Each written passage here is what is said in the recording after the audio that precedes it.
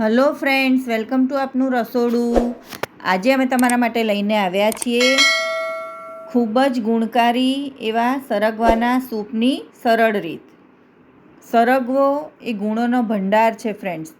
તમને ખબર જ હશે કે સરગવાની અંદર એટલા બધા ગુણ રહેલા છે કે સરગવો તમે રોજ ખાશો તો પણ તમને નુકસાન નહીં કરે. જે લોકોને વાની તકલીફ હોય, જે લોકોને ડાયાબિટીસ હોય, લીવર કિડનીની તકલીફ હોય, એ લોકો આ રીતે રોજ સરગવાનું સૂપ પી શકે છે અને તેનું શાક પણ ખાઈ શકે છે. તો ચાલો આપણે શરૂ કરીએ. અહીંયા મેં 4 નંગ જેટલી સીંગ લઈ સરગવાની તેને આ રીતે મોટા મોટા ટુકડામાં સમારી લીધી છે. સરસ રીતે સરગવાને ધોઈ અને આ રીતે તેના ટુકડા કરી લેવાના. થોડી જાડી સીંગ હોય એવી લેશો તો સૂપ વધારે સારો બનશે. ત્યારબાદ 1 નંગ ટામેટાને ધોઈને સમારી લઈશું અને એક મોટો ટુકડો આદું લઈશું. જો તમારે આની અંદર ટામેટું એડ ના કરવું હોય તો તમારે સ્કીપ કરવાનું. ઘણા લોકોને ટામેટાવાળું સૂપ નથી ભાવતું હતું, તો એકલા સરગવામાંથી પણ તમે આ સૂપ બનાવી શકો છો. હવે એક કુકરની અંદર આપણે સરગવો, ટામેટું અને આદું એડ કરી તેની અંદર 1.5 ગ્લાસ જેટલું પાણી ઉમેરી દઈશું. તમે આની અંદર લસણ અને લીલું મરચું પણ નાખી શકો છો જો તમને તીખો સૂપ ગમતો હોય તો. પણ અમે અત્યારે લસણ અને લીલું મરચું એડ નથી કરતા.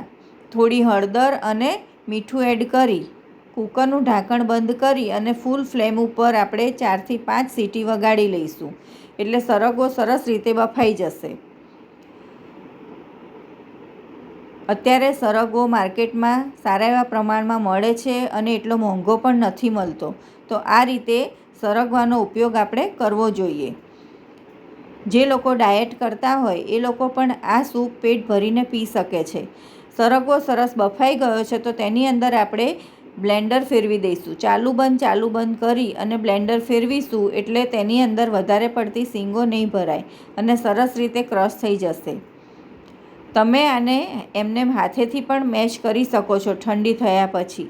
પણ આ રીતે તમે બ્લેન્ડરથી કરશો તો એની અંદર જેટલો કસ હશે એ બધો જ નીકળી જશે અને સરસ રીતે એ ક્રશ થઈ જશે.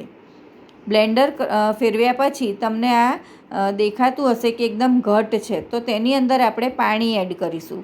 જો તમારે ડાયરેક્ટ પીવો હોય તો ગરમ પાણી ઉકળતું એની અંદર એડ કરવાનું, પણ ફરીથી ઉકાળવાનો હોય સૂપ તો તેની અંદર તમે નોર્મલ પાણી પણ નાખી શકો છો.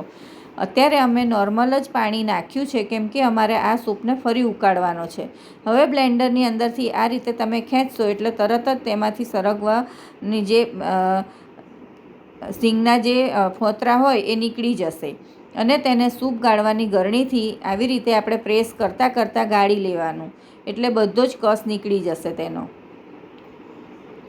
આ રીતે બધો સૂપ આપણે ગાળી લઈશું. ફ્રેન્ડ્સ, અહીંયા મારી એક રિક્વેસ્ટ છે, જો તમને અમારી રેસીપી પસંદ હોય તો અમારા વિડીયોને વધુમાં વધુ લાઇક અને શેર કરી ચેનલ પર નવા હોય તો સબસ્ક્રાઈબ કરવાનું ના ભૂલશો. બાજુમાં આપેલા બેલ આઇકોનને પ્રેસ કરજો જેથી આવનારા દરેક નવા વિડીયોની નોટિફિકેશન તમને મળતી રહે.